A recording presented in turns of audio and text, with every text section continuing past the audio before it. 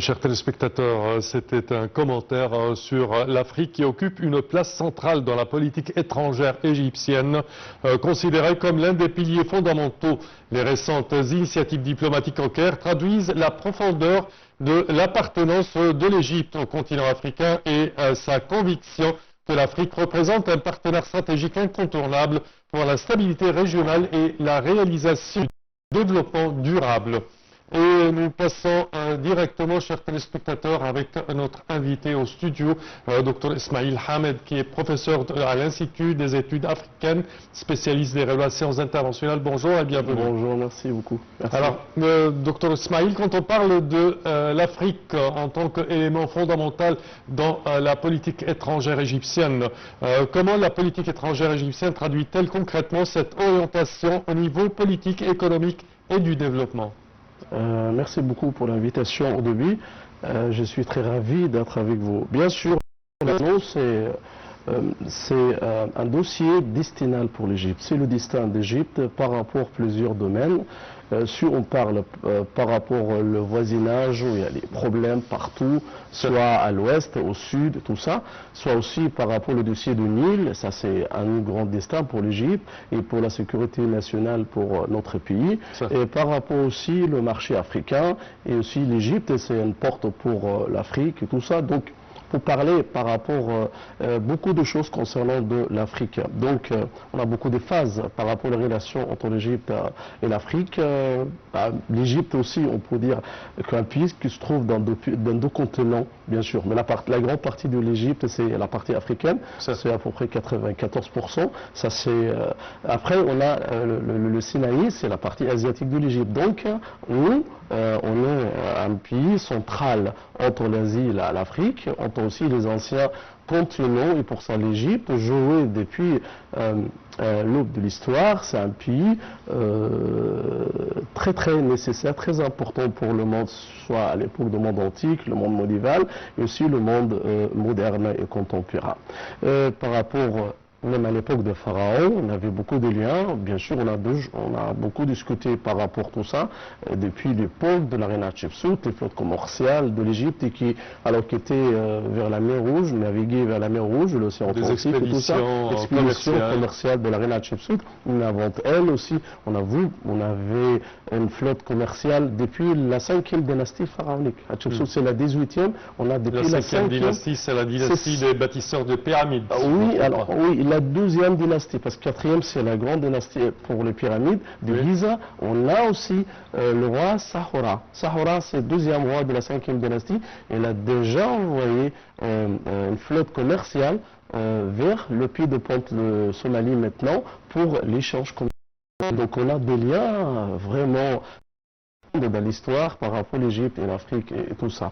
Donc toujours, l'Afrique c'est une priorité pour la politique égyptienne, et la diplomatie étrangère pour l'Égypte, c'est au début. Parfait. Quand on parle des relations égypto-africaines, quelle est l'importance de ces relations dans le contexte des défis régionaux et internationaux actuels, et comment ces relations contribuent-elles au renforcement de la stabilité et du développement commun au sein du continent africain? Bien sûr, on connaît depuis la décade 90 et jusqu'à 2010-11, il y avait une absence pour l'Égypte. Après tout ce qui se passe, bien sûr, à l'époque du président Moubarak, l'Égypte était absent de la scène africaine.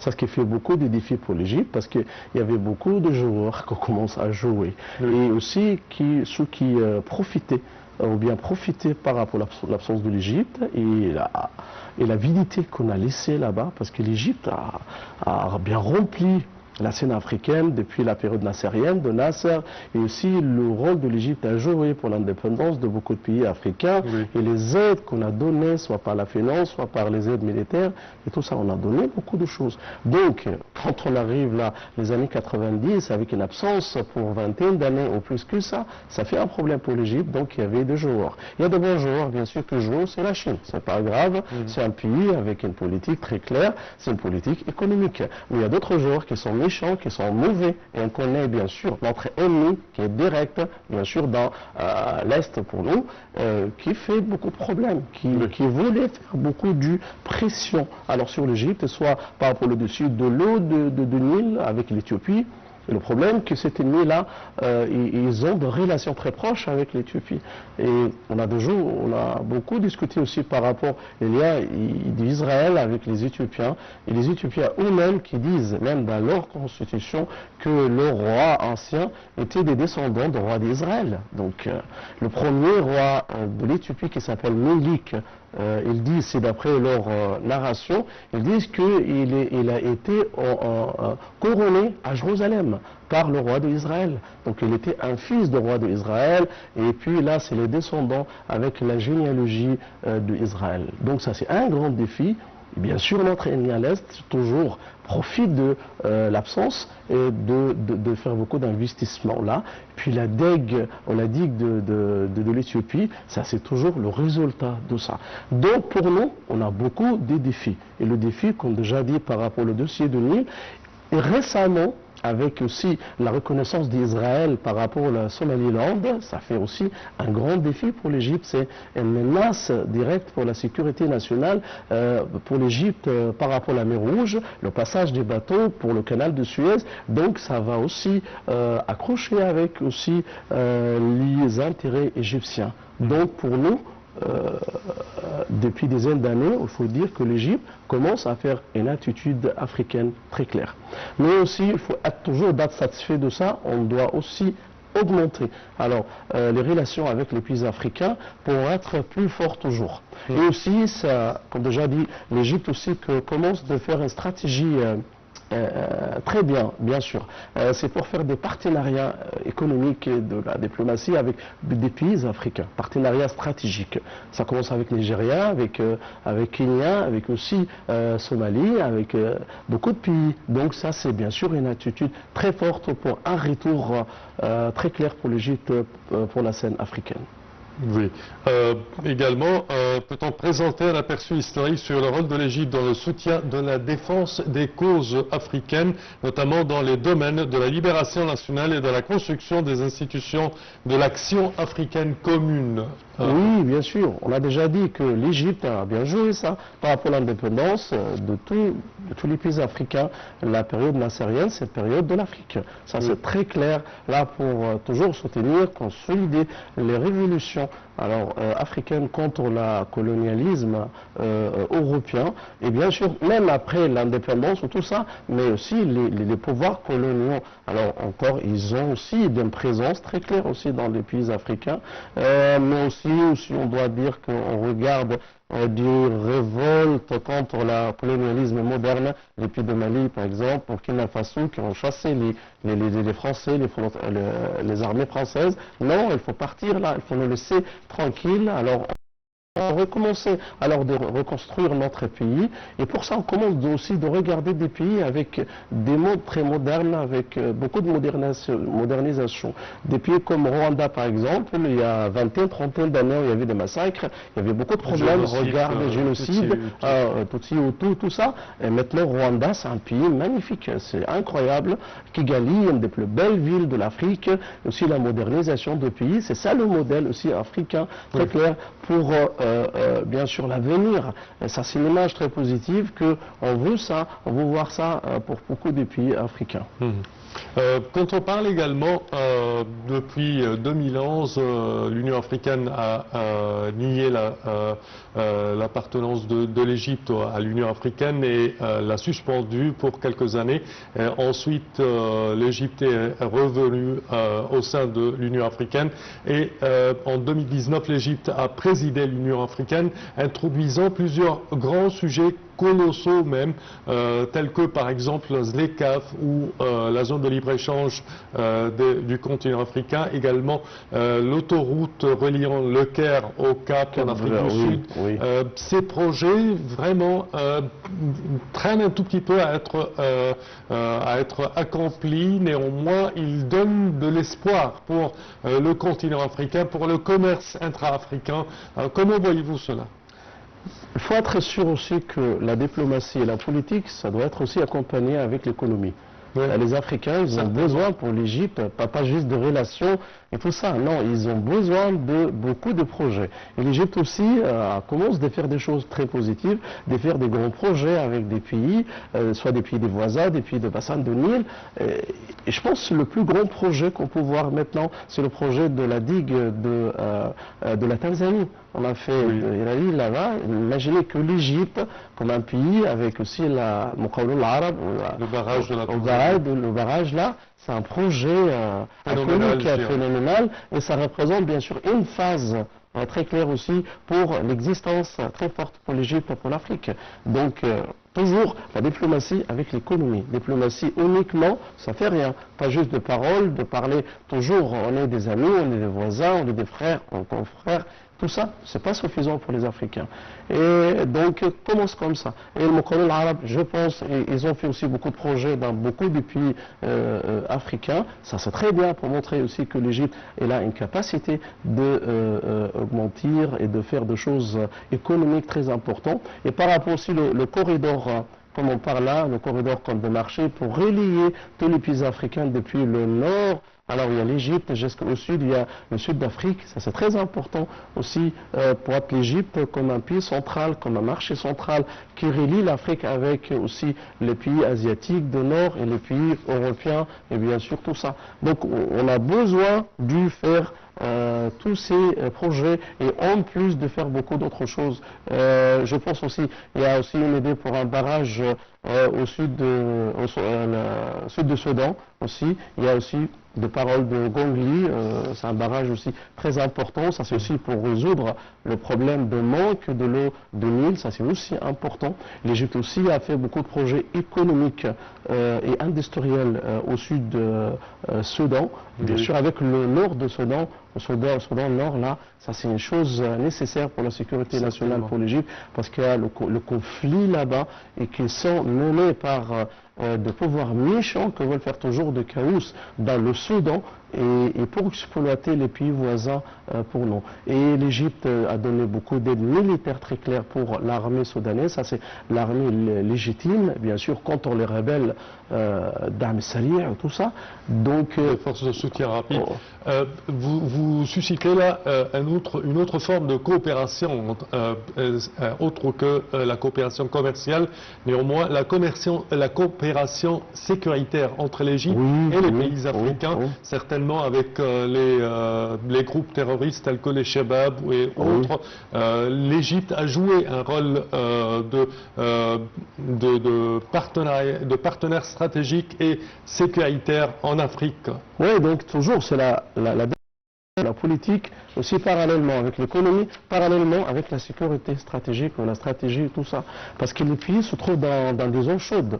Toujours il y a des chaleurs. Alors, tout le temps il y a le feu partout, là, soit à l'est, soit à l'ouest, il y a le sud. Non, même les pays voisins. Même le Tchad, il n'y a pas de lien direct, pas de frontières directes avec le Tchad. Mais encore, il y a des problèmes. Parce qu'il y a des groupes extrémistes là qui ont toujours de coopération ensemble. Donc, si on regarde là, l'Égypte assiégée ou entouré par beaucoup de défis vraiment. Et ces défis-là, bien sûr, sont enrichis par notre ennemi destinal. On connaît notre ennemi, donc c'est toujours, il faut être très clair avec des yeux très clairs là, ouvertes partout. Et bien sûr, la sécurité stratégique. Ça, c'est une chose importante. Et même là, pour Shabab, là-bas, au Somalie, pour la Somalie, ça fait un problème parce que quand on commence là, même pour combattre l'intervention internationale, elle causait de chaos là-bas dans le pays et c'est ce qui commence à la fin pour la division de Somalie. Maintenant on parle de Portland, on parle aussi de Somaliland et tout ça après. Qu'est-ce qu'il y a là pour le gouvernement central là-bas à Mogadiscio et la partie sud de Somalie, c'est pas suffisant. Et la Somalie c'est un pays très important pour l'Égypte. Ça c'est le début là pour la mer Rouge. Oui, mais l'Égypte a déclaré que la Somalie est un partenaire stratégique. Et bien sûr. Oui. Je pense ça change un tout petit peu les données sur la table. Ça change, bien sûr, ça c'est très clair là. Et ça, c'est tout ce qu'il faut, même depuis longtemps, avec aussi l'apparition de ces groupes, parce que ces groupes-là, ils ont laissé beaucoup de chaos là. Et c'est ce qui fait l'intervention étrangère des ennemis qui viennent là-bas et pour faire des bases militaires. Et on connaît aussi la relation entre Israël et l'Éthiopie là pour faire un passage, soit pour les Éthiopiens vers la mer Rouge pour le commerce et tout ça, et aussi pour Israël pour faire une base aérienne ou base militaire là-bas. On a même parlé que l'Éthiopie allait transmettre ou transporter l'eau en tuyau dans la mer Rouge vers Israël, l'eau qui est supposée être prise de la ration de l'Égypte. Bien sûr, ça nous donne l'image très claire là. Pourquoi ils ont fait le barrage de l'Éthiopie là-bas? C'est bien sûr pour faire des pressions sur l'Égypte au sud et aussi pour contrôler l'eau qui va pour l'Égypte. Et parce qu'on a le grand barrage en Égypte, c'est ce qui nous aide bien d'avoir des réserves quand on cas de sécheresse, quand on cas de besoin de ça. Ça c'est bien. Mais en même temps aussi, il faut confronter les défis au sud. Et le barrage de l'Éthiopie maintenant, ça c'est très clair. Un pays où il y a à peu près 2000 milliards de mètres cubes. Ça c'est là de la pluie qui descend pour l'Éthiopie par an. Ils n'ont pas besoin de l'eau, ils n'ont pas besoin d'aucune chose là. Et il a fait la prétention qu'ils parlent toujours par rapport à l'électricité, tout ça, ils ne font rien. Ils ne font rien. Mais c'est juste l'affaire là pour contrôler l'eau qui va pour l'Égypte et en même temps pour envoyer l'eau pour l'ennemi à l'est. Et toujours les gens de la stratégie ils parlent beaucoup par rapport aux guerres de l'eau. On trouve là beaucoup de pays qui sont beaucoup asséchés. Regarde l'Irak, les Fourates et tout ça. Même il y a plus de l'eau. La Somalie. Oui, la Somalie aussi. Donc il y a toujours des tournements climatiques, de changements climatiques. Alors quand il y a des périodes très longues pour la sécheresse, même l'Europe aussi souffre beaucoup de la sécheresse. Donc prochainement, ou même jusqu'à maintenant, alors l'eau représente une goutte de l'eau, ça fait beaucoup plus qu'une goutte de pétrole. Certainement, certainement. Quand on parle également du développement durable et des efforts de soutien au développement durable et au renforcement des capacités des pays africains, notamment à travers le transfert d'expertise et l'expérience égyptienne en matière de développement, l'Égypte a entrepris plusieurs projets outre les barrages, néanmoins, des projets de gérance agricole par exemple, ou depuis l'ère du feu président Nasser, l'Égypte a envoyé des experts en agriculture dans les pays africains et jusqu'à présent elle entreprend toujours des projets dans les pays africains. En addition de tout ça, il y a aussi l'énergie nouvelle et l'énergie aussi renouvelable. Tout ça, parce que l'Égypte aussi, elle a beaucoup d'expérience par rapport à l'électricité, par rapport à l'énergie et tout ça. Les projets de l'infrastructure. Oui, l'infrastructure et tout ça. Bien sûr, il y a beaucoup de domaines que l'Égypte peut aider les frères africains, alors pour toujours. Et aussi, le rôle de Lazare, c'est aussi par rapport au niveau culturel, ça c'est très important qu'on a un pouvoir très souple là pour l'Égypte, pour contrer les idées terroristes, les idées extrémistes. Oui, pour confronter toujours les idées ou les idéologies extrémistes et tout ça. Oui. C'est très important, toujours là les dossiers, soit la diplomatie, soit l'économie, soit la stratégie ou la sécurité, la culture aussi, il ne faut pas oublier, ça c'est aussi un rôle très important que l'Égypte doit jouer et augmenter toujours. Il ne faut pas être, on est satisfait de tout ce qu'on fait maintenant, on a bien réagi par rapport à tout ce qui passait avant de l'absence ancienne et tout ça. Non, il faut aussi enrichir toujours les projets et la vision très positive vers les pays africains. Oui.